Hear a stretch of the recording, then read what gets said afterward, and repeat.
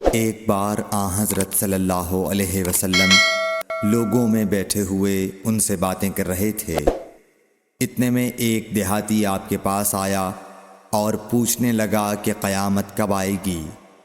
آپ صلی اللہ علیہ وسلم اپنی گفتگو میں مصروف رہے۔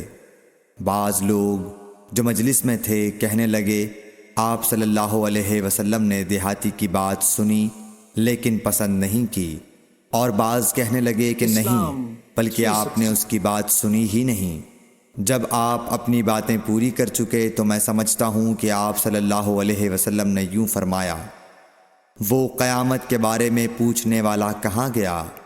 اس دیہاتی نے کہا، حضور میں موجود ہوں۔ آپ نے فرمایا کہ جب امانت ایمانداری دنیا سے اٹھ جائے تو قیامت قائم ہونے کا انتظار کر۔ اس نے کہا، ایمانداری اٹھنے کا کیا مطلب ہے؟ آپ صلی اللہ علیہ وسلم نے فرمایا کہ جب حکومت کے کاروبار نالائق لوگوں کو سونپ دیے جائیں تو قیامت کا انتظار